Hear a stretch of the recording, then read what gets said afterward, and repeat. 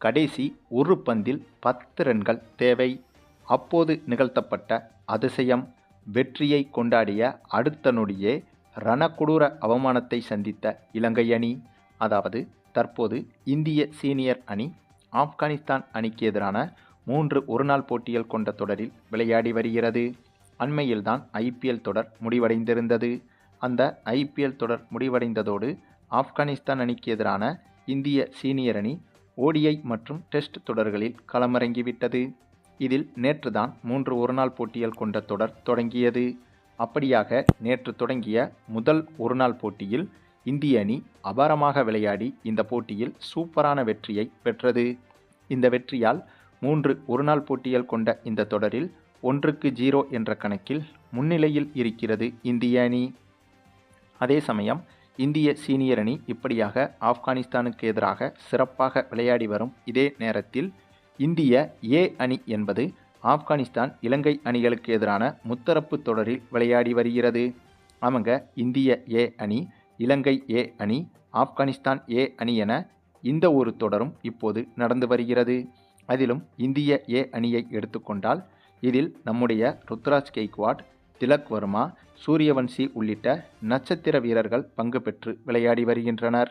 ஆகவே இந்த தொடர் மீதான எதிர்பார்ப்பும் இந்திய ரசிகர்கள் மத்தியில் அதிகமாகவே இருக்கிறது. குறிப்பாக இப்போதைய இந்திய ரசிகர்களின் மனநிலை என்பது இந்திய சீனியர் அணியை காட்டிலும் சூரியவன்சி விளையாடும் அந்த ஒரு போட்டியை தான் மிகவும் உற்று நோக்கி கவனித்து வருகின்றனர். அதற்கு காரணம் சர்வதேச சீனியர் அணிகளையே ஓரம் கட்டும் அளவுக்கு வெறும் 14 வயது கொண்ட இந்த சூரியவன்சியின் அதிரடியாட்டம் என்பது ஒட்டுமொத்த கிரிக்கெட் ரசிகர்களையும் இவர் பக்கம் திரும்பி பார்க்க வைத்துள்ளது. அதனால்தான் தற்போது நடைபெற்று வரும் இந்த ஏ அணிகளுக்கு எதிரான முத்தரப்பு தொடரும் மிகப்பெரிய கவனத்தை ஈர்த்துள்ளது. அதிலும் இந்த முத்தரப்பு தொடர் தொடங்கி முதல் போட்டியில் இலங்கை அணியை வீழ்த்தியிருந்தது இந்திய ஏ அணி. அதேபோல இரண்டாவது போட்டியில் ஆப்கானிஸ்தான் அணியிடம் டிஎல்எஸ் முறையில் இந்திய அணி தோல்வியடைந்திருந்தது. அதாவது இந்த போட்டி முழுமையாக நடைபெற்றிருந்தால் இந்திய அணிதான் இந்த போட்டியிலும் வெற்றி பெற்றிருக்கும்.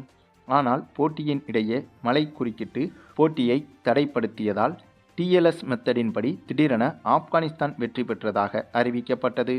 பின்னர் அடுத்த போட்டியில் இலங்கை அணியிடம் ஆப்கானிஸ்தான் அணி தோல்வியடைந்திருக்கிறது. ஆகவே ஒவ்வொரு அணியும் மற்ற அணிகளிடம் தோற்றுள்ளது. இந்த சூழலில்தான் இந்த தொடர் என்பது இன்னும் சுவாரஸ்யமாக மாறியிருக்கிறது. வழக்கமாக இது போன்ற போட்டிகளில் இந்திய ஏ அணிதான் எப்போதுமே முன்னிலையில் இருக்கும்.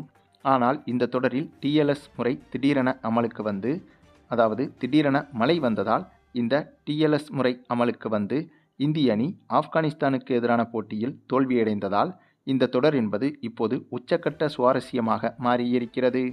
இந்த சூழலில்தான் சமீபத்தில் இந்தியா மற்றும் இலங்கை அணிகள் இந்த தொடரில் களமிறங்கியது. அப்படியாக களமிறங்கிய இந்த போட்டியை பற்றி தான் இப்போது ஒட்டுமொத்த உலக கிரிக்கெட் ரசிகர்கள் மத்தியில் பேசுபொருளாகவும் மாறியிருக்கிறது. ஆமாங்க, அதற்கு காரணம் இந்த ஒரு போட்டி தொடங்கி முதலில் பேட்டிங் செய்த இலங்கை ஏ அணியை எடுத்துக்கொண்டால் சிறப்பாக பேட்டிங் செய்து 50 ஓவர்கள் முடிவில் 320 ரன்கள் வரை எடுத்திருந்தது. பின்னர் இவ்வளவு பெரிய இலக்கை நோக்கி களமிறங்கிய இந்திய ஏ அணியை பொறுத்தவரையில் இந்த தொடரில் இந்திய ஏ அணிக்கு கேப்டனாக செயல்படும் திலக் வர்மா இந்த போட்டியில் 72 ரன்கள் வரை குவித்து கொடுத்தார். அதேபோல நம்முடைய ருத்ராஜ் கெய்க்வாட்டும் சூப்பராக விளையாடி 89 ரன்கள் வரை எடுத்து கொடுத்தார். பின்னர் மற்ற பேட்ஸ்மேன்களும் இந்த போட்டியில் ஓரளவுக்கு சிறப்பாக விளையாட, ஆனால் இவர்கள் அனைவரையும் தாண்டி 14 வயது சிறுவனான வைபவ் சூரியவன்சி இந்த போட்டியிலும் இவருடைய மிரட்டலான அதிரடியை வெளிப்படுத்தியிருந்தார். அதாவது இவர் களமிறங்கி கிட்டத்தட்ட 32 பந்துகள் மட்டுமே எதிர்கொண்டு 75 ரன்கள் வரை எடுத்துவிட்டார். அந்தளவுக்கு இவர் களமிறங்கினாலே அதிரடி சூறாவளியாகத்தான் கிரிக்கெட் என்பது மாறிவிடுகிறது. அப்படியாக அதிரடியில் மிரட்டி எடுத்த இவரால் கூட இந்த போட்டியில் இந்திய அணியை வெற்றி பெற வைக்க முடியாத சூழலும் உருவானது. ஏனென்றால் கடைசி நேரத்தில் கடைசி ஓவரில் ஒரு பந்தில் 10 ரன்கள் எடுத்தால்தான் இந்திய அணி வெற்றி பெறும் என்ற கடினமான சூழல் உருவானது. கடினமான சூழல் என்பதை விட வெற்றி பெறவே முடியாத சூழல் உருவானது. கடைசி ஒரு பந்தில் 10 ரன்கள் எடுப்பது என்பது கிரிக்கெட் உலகில் சாத்தியமே கிடையாது. ஏனென்றால் கடைசி ஒரு பந்தில் அதிகபட்சமாக சிக்ஸர் அடித்தாலும் கூட 6 ரன்கள் மட்டுமே தான் வரும். ஆக இது நன்கு தெரிந்த எதிரணியான இலங்கை அணி அப்போதே வெற்றியை கொண்டாட தொடங்கிவிட்டது. அதே சமயம் இந்திய அணியும் இந்திய ரசிகர்களும் கூட இந்த போட்டியில் இந்திய அணியின் தோல்வியை அப்போதே ஏற்றுக்கொண்டு விட்டனர் என்றுதான் சொல்ல வேண்டும். அந்தளவுக்கு இந்திய அணியால் வெற்றி பெற முடியாத சூழ்நிலை 100% உருவாகிவிட்டது. அந்த சூழலில்தான் கடைசி ஓவரை வீசிய இலங்கை பவுலர் அந்த கடைசி ஓவரின் கடைசி பந்தை தவறுதலாக நோ பாலாக வீசிவிட்டார். அந்த நோ பாலை சூரியவன்சி தான் எதிர்கொண்டார். இவர் சும்மாவே காட்டுன்னு காட்டுவாப்ல. இந்த சூழலில் இப்படி ஒரு வாய்ப்பு கிடைத்தால் சும்மாவா விடுவார்? ஆக அந்த நோ பாலிலேயே சிக்ஸரை பறக்கவிட்டார் சூரியவன்சி. அதாவது இந்த ஓவரில் இதற்கு முன்பே 2 சிக்ஸர்களை விளாசியிருந்தார் சூரியவன்சி. ஆகவே அந்த ஒரு பதட்டம் என்பது பவுலருக்கும் இருந்தது. ஏற்கனவே இந்த ஓவரில் 2 சிக்ஸர்கள் சென்றுவிட்டது. ஆகவே கடைசி பந்தை சரியாக போடவில்லை என்றால் இன்னும் கூடுதலாக சிக்ஸர் போவதற்கும் வாய்ப்புகள் இருக்கிறது என்று பதட்டத்தோடு கடைசி பாலை வீசியிருந்தார் இலங்கை பவுலர். அதனால்தான் கடைசி பால் நோபாலாக மாறியது.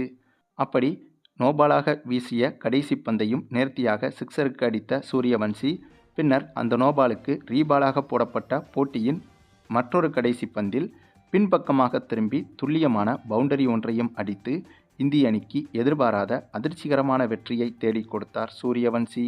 அதாவது இப்படி ஒரு வெற்றியை இந்திய அணியும் சரி, ஒட்டுமொத்த கிரிக்கெட் உலகமும் சரி எதிர்பார்த்திருக்கவே மாட்டார்கள். அப்படி ஒரு சம்பவத்தை சூரியவன்சி இந்த போட்டியில் செய்து காட்டியிருந்தார். என்னதான் இந்த இடத்தில் இலங்கை பவுலர் செய்த தவறால் தான் இந்திய அணிக்கு இந்த ஒரு வெற்றி கிடைத்தது என்று கூறினாலும் கூட, இலங்கை பவுலர் செய்த தவறை சரியாக பயன்படுத்திய சூரியவன்சியின் இந்த ஒரு அதிரடி ஆட்டத்தையும் கண்டிப்பாக பாராட்டியே ஆகணுங்க. ஆக இவர் மட்டும் இந்திய சீனியர் அணிக்கு வந்துவிட்டால் என்றால் கண்டிப்பாக இந்திய அணியை எந்த ஒரு ஜாம்பவான் அணியாலும் வீழ்த்த முடியாது என்பதை இப்போதே சொல்லிவிடலாம். அந்தளவுக்கு வெறும் 14 வயதுடைய இந்த சிறுவன் கிரிக்கெட்டில் மொத்த அனுபவத்தையும் கரைத்து குடித்தது போல விளையாடி வருகிறார். அதுவும் இந்த இரு அணிகளுக்கு எதிரான பயிற்சி போட்டியில்தான், அதாவது வார்ம் அப் மேட்சில்தான் இப்படி ஒரு ஆட்டத்தை ஆடியிருந்தார் சூரியவன்சி. எந்தவித பிரஷரும் இல்லாத இந்த வார்ம் அப் மேட்சிலேயே இலங்கை அணியால் இந்திய அணியை இப்படி ஒரு சூழ்நிலையிலும் வெல்ல முடியவில்லை. ஆகவே அதிக பிரஷர் இருக்கும் அதிகாரப்பூர்வ போட்டிகளில் கண்டிப்பாக இலங்கை அணியால் இந்திய ஏ அணியை ஒன்றுமே செய்ய முடியாது என்பதற்கு இந்த ஒரு போட்டியே உதாரணம். சரி, நீங்கள் சொல்லுங்கள், தற்போது நடைபெற்று வரும் இந்த முத்தரப்பு ஏ அணிகளுக்கு எதிரான தொடரில் இந்திய அணி எளிதாக வெற்றி பெற்று தொடரை கைப்பற்றுமா என்பதை பற்றி உங்களுடைய கருத்துக்களையும் கமெண்டில் தெரிவிங்க. மேலும் இந்த வீடியோ பிடிச்சிருந்தா லைக் பண்ணுங்கள், மற்ற அனைவருக்கும் ஷேர் பண்ணுங்கள், மறக்காமல் நம்ம சேனலை சப்ஸ்கிரைப் பண்ணுங்கள்.